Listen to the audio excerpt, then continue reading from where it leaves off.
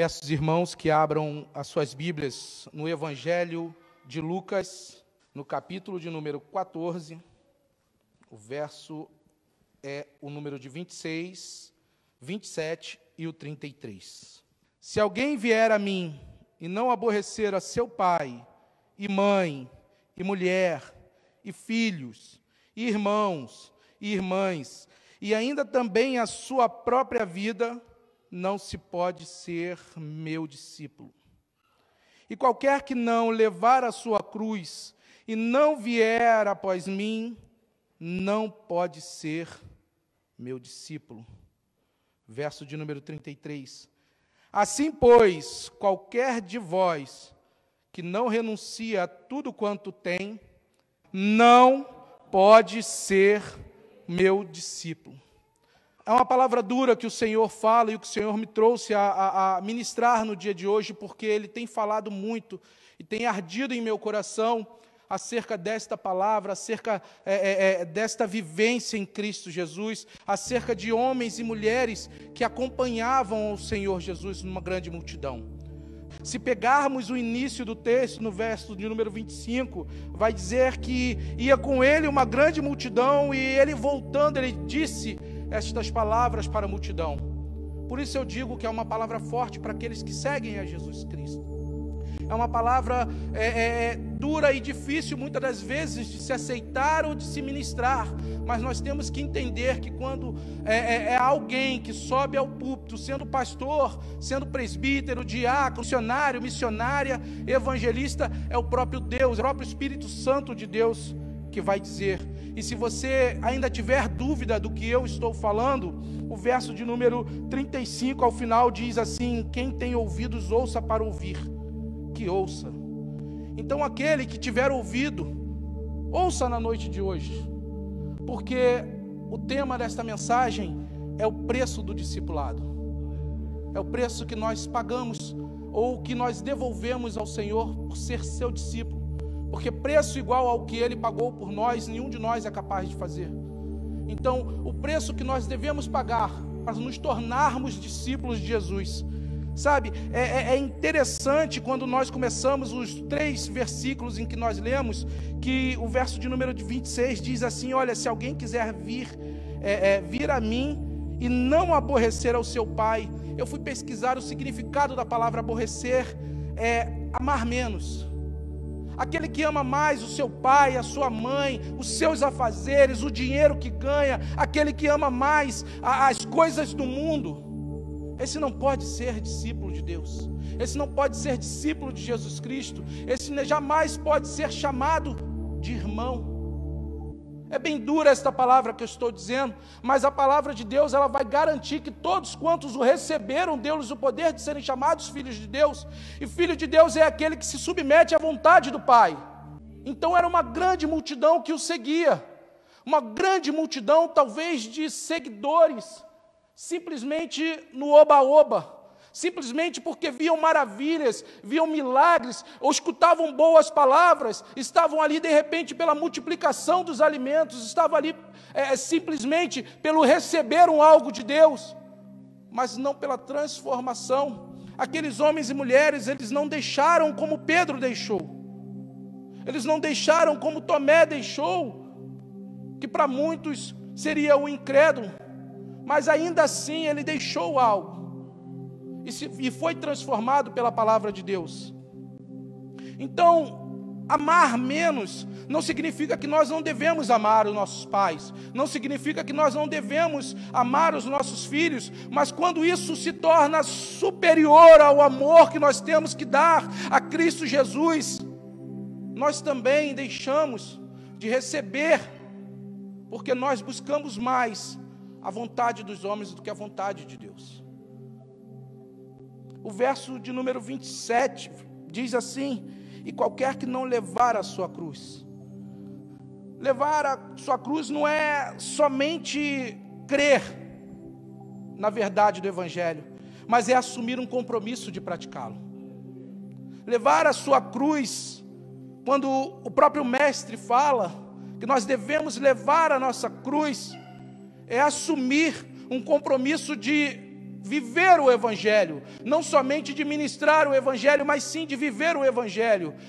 E muitas vezes na Bíblia nós vamos encontrar o próprio Mestre falando: este é o meu testemunho.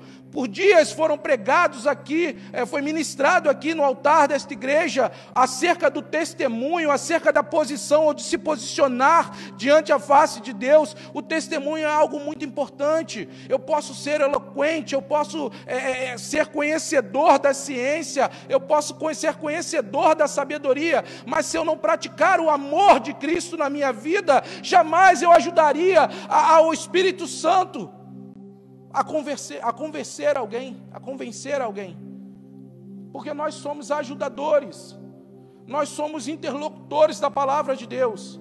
Nós levamos o Evangelho, tanto eu como cada um de vocês, dentro dos seus lares. Nós temos que ser arautos, ministros, transmissores da vontade perfeita e agradável do Senhor.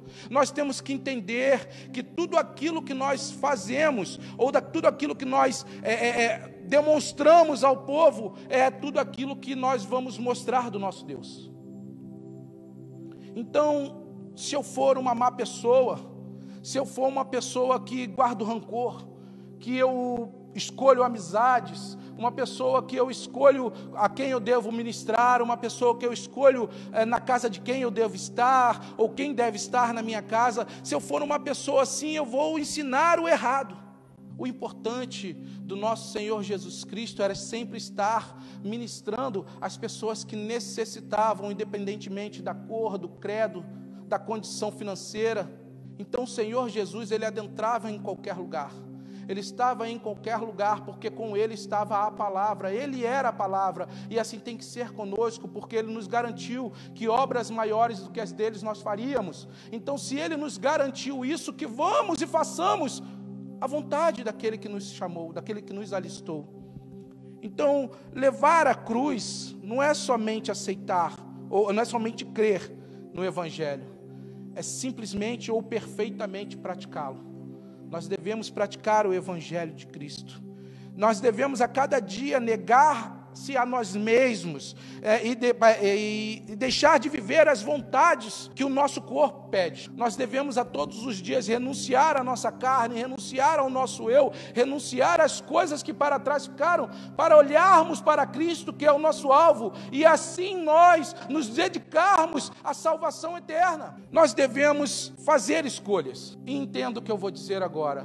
A escolha que você fez, ou que você faz para a sua vida, ela determina o seu futuro ou o seu destino eterno. Então, tudo aquilo que você escolhe fazer neste momento, ou durante o decorrer do seu dia, vai determinar o seu futuro na vida eterna.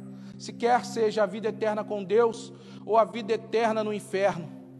Não há mais tempo para nós brincarmos de ser crente. Eu sempre digo isso, que eu aprendi uma frase na minha vida, e todas as vezes que eu posso, eu repito ela para quem puder também guardar, sabe? O medo de perder tira a vontade de ganhar. Então o medo de deixar as coisas para trás me tira a vontade de olhar para Cristo, que é o alvo, e estar com Ele naquele grande dia. Então eu não posso ter medo de fazer a vontade de Deus, porque com ela eu vou perder algo. Muitas pessoas que nós conhecemos aceitaram a Jesus. Muitas pessoas como nós aceitaram a Jesus Cristo.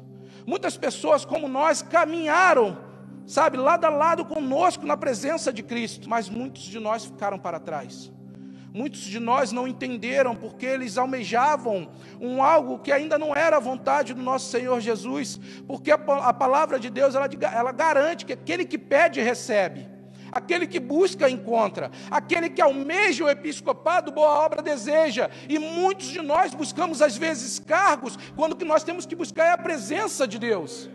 No verso de número 33, nós lemos que: assim, pois, qualquer de vós que não renunciar a tudo quanto tem, não pode ser o meu discípulo. Renunciar é abrir mão. Abrir mão não significa abandonar tudo. Sabe, não significa abandonar o seu trabalho, não significa abandonar o dinheiro que você ganha, abandonar a família, como foi dito no começo, mas significa, sabe, colocar tudo que nós temos nas mãos de Deus, colocar tudo que nós temos, que nós recebemos, sob o domínio das mãos de Deus, da vontade de Deus, que devemos fazer com tudo aquilo que nós conquistamos, a vontade de Deus. Eu não estou dizendo que você tem que pegar tudo quanto tem e distribuir aos pobres, porque 1 Coríntios vai dizer que se você não tiver o amor, de nada vai adiantar. Mas quando você entregar tudo, ou entregar o mínimo que você tem, faça com amor, faça como se estivesse dando a Cristo. Porque a palavra vai nos garantir que se nós fizermos a qualquer um dos pequeninos, nós vamos estar fazendo por ele. Então a condição de nós aborrecermos, a condição de nós levarmos a nossa cruz, a condição de nós renunciarmos, é uma condição incrível que o Senhor Jesus ensina aquele povo.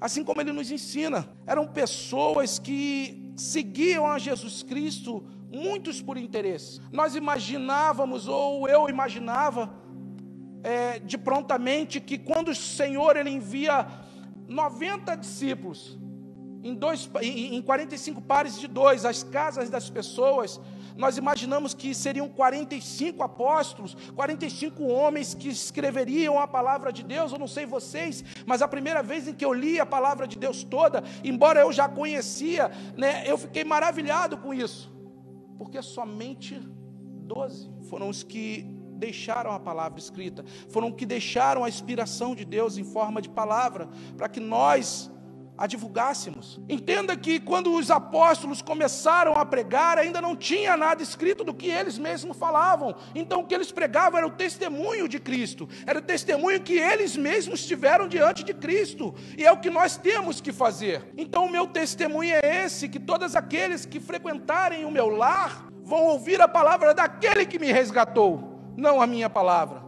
Todos aqueles que entram ou adentram a minha casa, ou que caminham lado a lado comigo, vão ver, ou vão tentar ver em mim, aquilo que eu prego, aquilo que eu ministro. Assim como na vida de cada um de vocês, eu falo de mim para não falar de outros, porque se eu falo de outros, eu posso até pecar ou levar alguém a pecar. Porque pode imaginar o que outra pessoa faz ou deixa de fazer. Então, pensem de mim, sabe? Porque as pessoas que me conhecem, e eu falo dessa forma, para que fique gravado no coração de cada um, são as mesmas pessoas que conhecem a cada um de vocês. Nós vivemos num grande lar, numa grande igreja, com várias pessoas. Hoje nós vemos aqui um pouco menos de pessoas, porque algumas pessoas estão viajando, mas nós estamos toda semana juntos. Então nós devemos conhecer a Cristo, nós devemos ser conhecidos pelas pessoas, assim como Cristo nos conhece. E como você tem se apresentado ao Senhor Jesus? E uma pergunta que não quer calar no meu coração, ou que não queria, era: por que Cristo falou dessa forma com aquela multidão? Embora Ele conhecesse o coração de cada um. Vamos comigo no verso de número 28. No mesmo livro de Lucas, capítulo 14. Pois qual de vós, querendo edificar uma torre, não se assenta primeiro a fazer as contas dos gastos, para ver se tem com o que acabar? Para que não aconteça que, depois de haver postos os alicerces, e não a podendo acabar, todos os que viram comecem a escarnecer dele, dizendo: este homem começou a edificar e não pôde acabar. Isso trazendo para os dias de hoje, seria como se a pessoa de qual ele fala, desse construtor que queria construir uma torre, mas que talvez, como nós achássemos que tínhamos condições de fazer, muitas das vezes começávamos uma grande obra e nós não a terminávamos. Trazendo para a nossa vida, para a vida espiritual, seria a mesma coisa do que um homem que se converte a Deus, que busca o reino de Deus, mas ele decide por algum momento ou algum motivo se desligar, sair da presença de Deus, porque ele não fez conta dos gastos que ele tinha que fazer. Preste atenção comigo, nós temos que planejar. E quando eu digo planejar, é planejar mesmo até para servir a Cristo. Temos que entender o real motivo do planejamento de Deus. Sabe, aquele, como eu disse no começo, aquele que não está em conformidade ou em concordância com a palavra de Deus, esse não tem alicerce. Por isso nós temos que planejar bem a nossa vida com Deus, porque nós devemos assentar, sabe, entender o que Deus quer de nós. Não basta simplesmente, achei que me converti hoje, eu já posso fazer a obra. Nós temos que buscar entendimento na palavra do Senhor, temos que buscar nos alicerçar na presença de Deus, nós temos que buscar estar como o construtor de Deus. Nós devemos sim edificar uma torre ao Senhor, mas para isso nós devemos calcular certo, de forma correta, quantos tijolos nós vamos ter que gastar. E quando eu digo tijolos, é quanto tempo nós vamos ter que nos dedicar à palavra de Deus, porque muitos de nós não dedicamos nem 1 hora por dia na leitura da palavra, muitos de nós não nos dedicamos nem 15 minutos por dia para fazer uma oração, muitos de nós deixamos, muitas das vezes até de ouvir a palavra de Deus, porque nós não temos tempo, porque queremos ler uma outra mensagem que chegou no Facebook, no Instagram. O tempo que nós perdemos em redes sociais era um tempo que nós ganharíamos na presença de Deus. Nós devemos buscar a Deus. Abra comigo em Hebreus capítulo 6, verso de número 4, por favor. Hebreus 6, e vocês vão entender.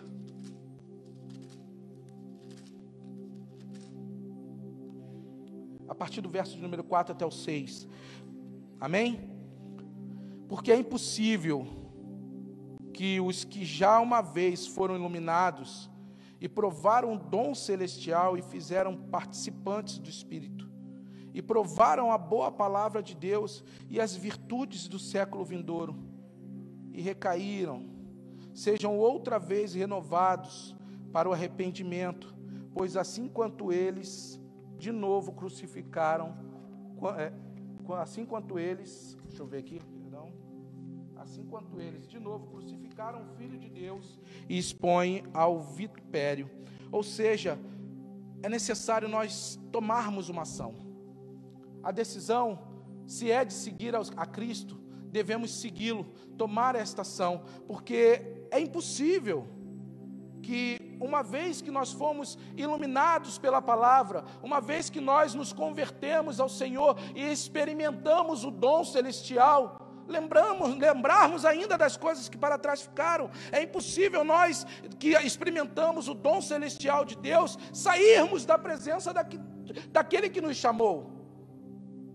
Portanto, fortalecei-vos na palavra. Portanto, criem raízes, criem alicerces na palavra de Deus. O ano ele vai terminar agora, ele vai terminar, e logo logo o Senhor Jesus, ele vai voltar para buscar o seu povo, o povo eleito, a nação adquirida, o sacerdócio real. Nós somos este povo, e se nós somos este povo, as escolhas que nós fazemos, como eu disse no começo, vai determinar o nosso futuro espiritual. Então as escolhas têm que ser as mais corretas. Nós devemos tomar a decisão. E não só tomar a decisão, devemos agir, devemos ir de encontro, devemos obedecer o chamado, devemos crucificar a nossa carne, e não crucificar a Cristo todas as vezes com o nosso pecado. Devemos nos fortalecer um com o outro, devemos, estar juntos um com o outro, porque assim nós nos tornamos realmente um cordão de 3 dobras. Já não vivo mais eu, Cristo vive em mim, assim como vive em mim, Ele vive em vós, e se vive em nós, todos, nós somos todos partes do corpo de Cristo. E se somos parte do corpo de Cristo, porque nós agimos conforme a vontade dEle, porque nós nos deixamos nos desviar, porque nós deixamos de crer na palavra de Deus. Eu faço uma pergunta: se Jesus voltasse hoje, você seria salvo? Você seria chamado para estar com Ele? Se Jesus voltasse neste momento, Faça essa pergunta a si mesmo. Examine-se, pois, o homem a si mesmo. Se Jesus voltasse hoje, você teria certeza da sua salvação? Nós temos que ter certeza. Nós temos que viver.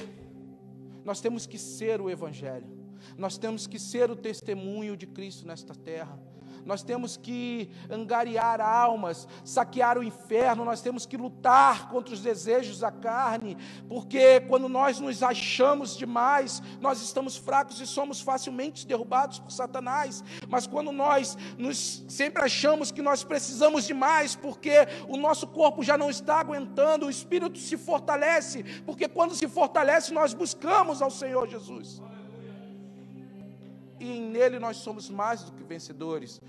Temos que entender que aonde uma vez abundou o pecado, hoje vai superabundar a graça, a vontade e o perdão de Deus nas nossas vidas. Nós temos que entender que sem ele nós não somos nada.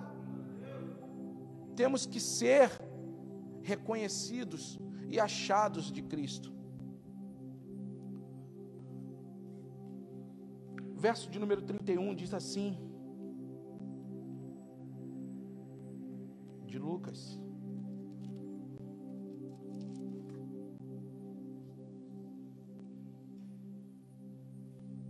e qual é o rei que, indo à guerra, pelejar contra outro rei, não se assenta primeiro a tomar a decisão, a tomar conselho sobre com 10.000 pode sair ao encontro do que vem contra ele, com 20.000? De outra maneira, estando o outro ainda longe, manda embaixadores e pede condição de paz. Eu achei isso muito interessante, que muitos aqui vão se colocar na posição dos soldados, mas o Senhor, Ele nos chamou para reinar. O Senhor nos chamou para reinar nesta terra.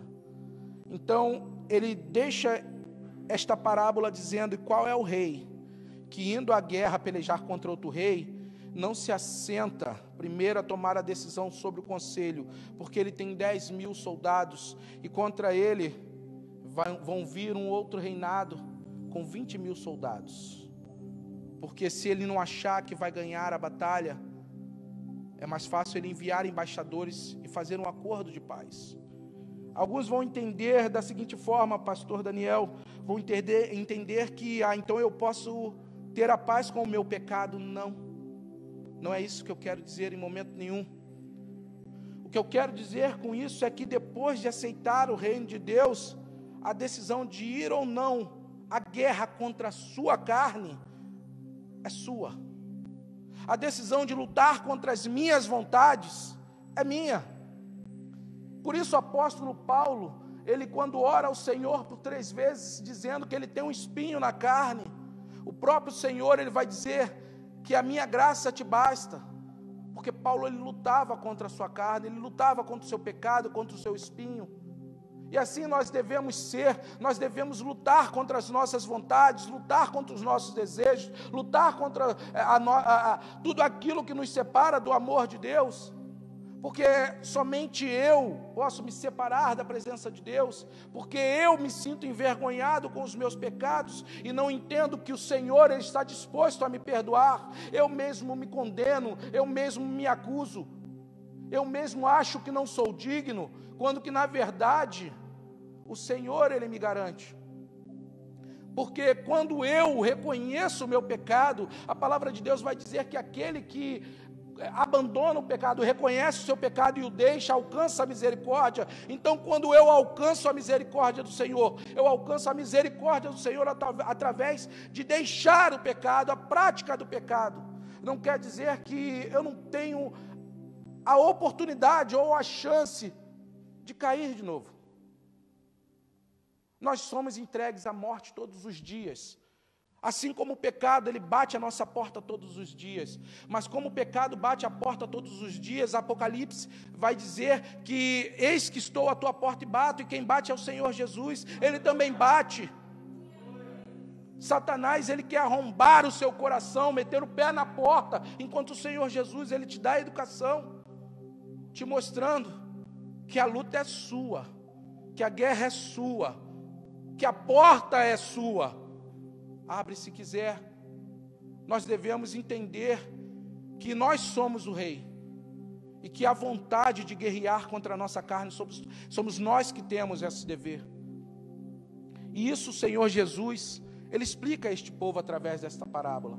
É preciso estar disposto para ceder e ter a vida eterna. Haja visto que nós lemos no verso de número 33, que diz que qualquer de vós que não renuncia a tudo quanto tem, esse não pode ser meu discípulo. Então o preço do discipulado é estarmos na presença do Senhor, é fazermos a vontade do Senhor, é amar mais ao Senhor e amar ao nosso próximo como nós nos amamos. Nós devemos sim abrir mão das coisas terrenas, abrir mão das coisas mundanas, porque se isso me afasta da perfeita vontade de Deus, isso também me afasta do céu. A tendência para isso é o inferno, é chegado o tempo. Qual é o preço do discipulado? Qual é o preço de aceitar o aprendizado de Cristo? Que preço nós devemos pagar para estar na presença do Senhor em espírito e em verdade? Renunciando, amando menos as coisas do mundo e amando mais a Deus. É abrindo mão das coisas que aos nossos olhos são boas, para receber, muitas das vezes, a dificuldade. A dificuldade, sim, é essa palavra que eu vou usar, a dificuldade de muitos de servir a Cristo. A palavra de Deus vai dizer que no mundo nós teríamos aflições, mas que nós deveríamos ter bom ânimo, porque Ele venceu o mundo, e Ele nos deixou o caminho, ou seja, Ele é o caminho. E se nós seguirmos aquilo que Ele faz, hoje nós vemos uma profissão que é muito bem paga, mundialmente falando, que é o influencer digital.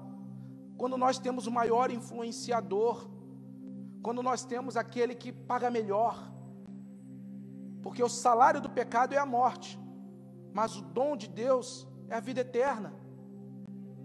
Não tem tesouro maior do que este. A Bíblia vai dizer que aonde está o meu coração vai estar o meu tesouro.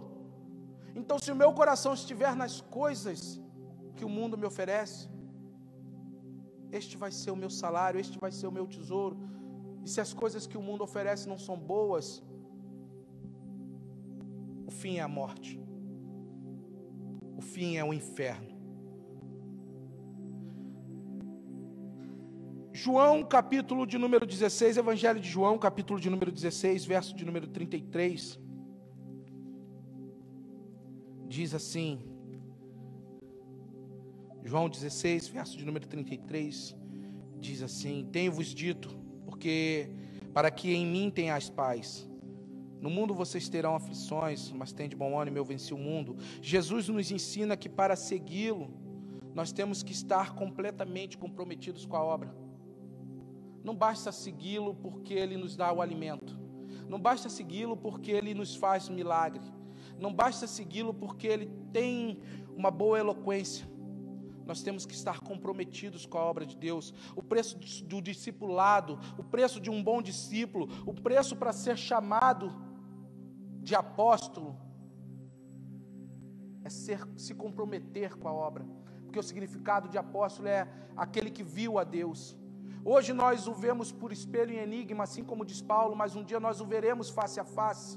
E quando você ver o Senhor face a face, assim como eu espero que vocês também escutem: vinde benditos de meu Pai, porque eu vos preparei morada.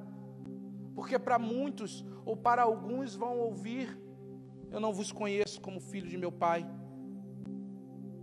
Então nós temos que estar dispostos a renunciar a tudo quanto nós temos.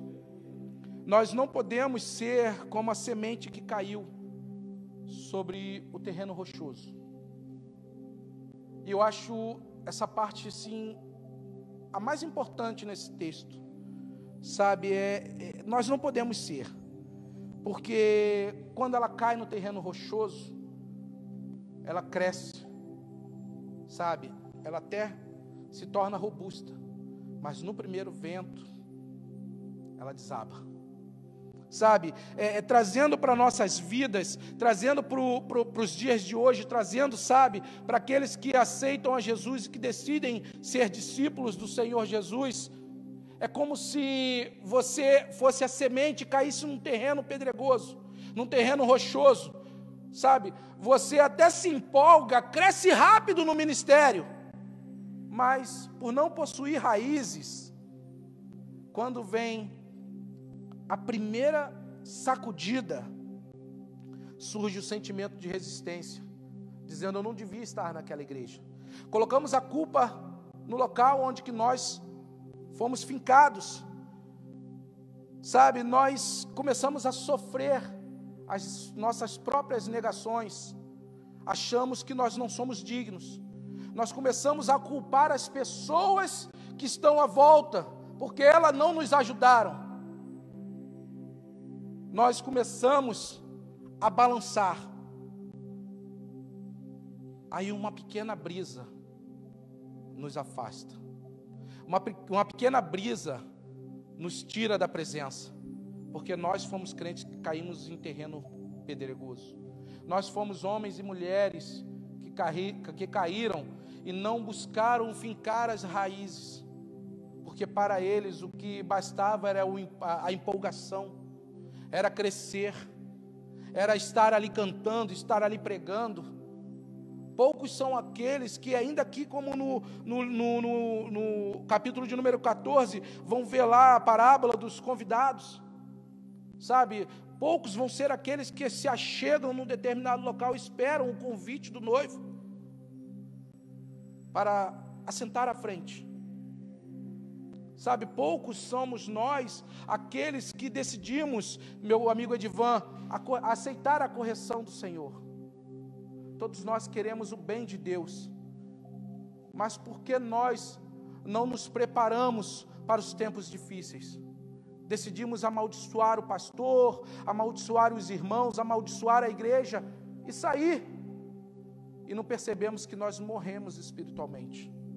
Eu estou dizendo isso porque eu vim do Rio de Janeiro, e lá nós temos assim uma Cracolândia enorme, e certa feita muitas das vezes, toda semana na verdade, nós íamos ajudar com roupas, com alimentos, e quando nós íamos pregar o evangelho, o que mais eu via eram ex-pastores, ex-missionários, ex-pregadores itinerantes, diáconos, pessoas que cresceram rápido no evangelho, mas não fincaram suas raízes na palavra de Deus, sabe, não perceberam que eles eram apenas seguidores, sabe, sensíveis, mas não a voz de Deus, seguidores sensíveis para sugar somente as bênçãos que Ele nos dá, sabe, existem pessoas que param dos nossos lados só para sugar,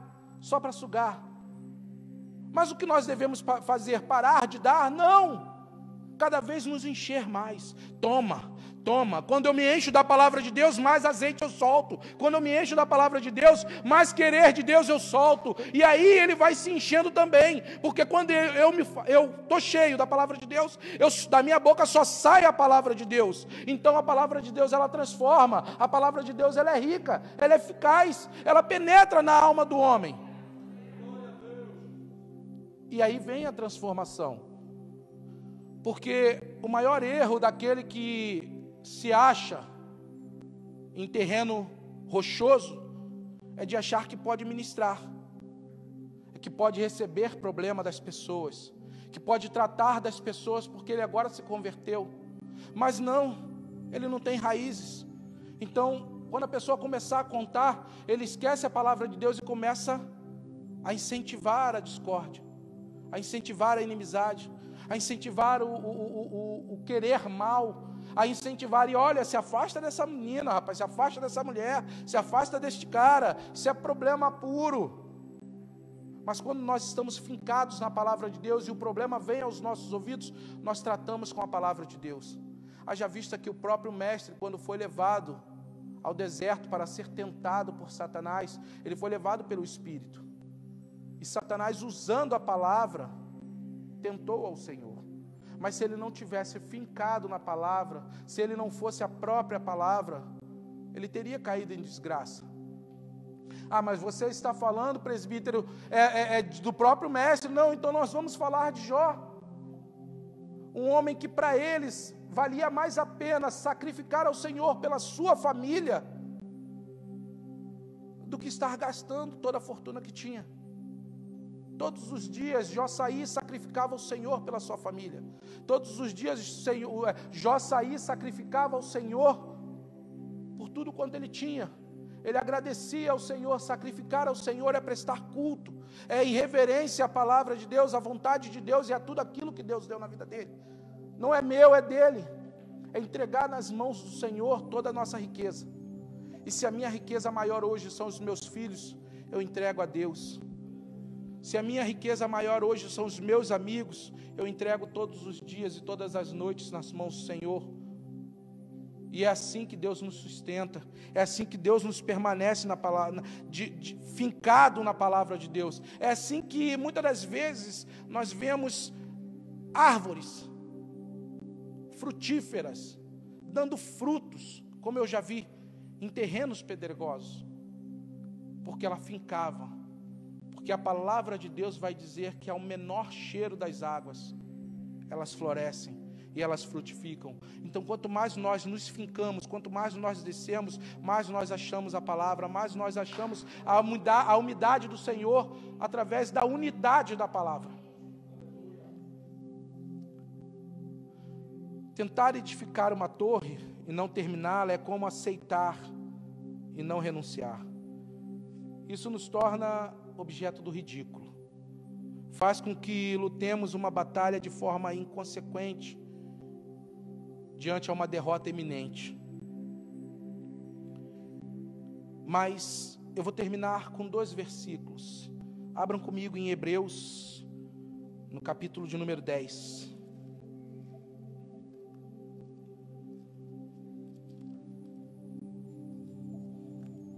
Verso de número 38.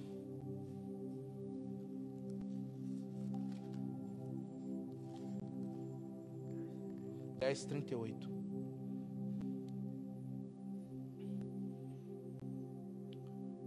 Duas coisas que o Senhor ele nos deixa para aprendermos o preço do discipulado. Verso de número 38 diz assim: mas o justo viverá pela fé, e se ele recuar, a minha alma não tem prazer nele. Mas pelo contrário, sabe, o que eu quero dizer é que a nossa afirmação tem que ser o verso de número 39. Lê comigo aí. Nós, porém, somos daqueles que se retiram para a perdição, mas não somos daqueles que se retiram para a perdição, mas daqueles que creem para a conservação da alma.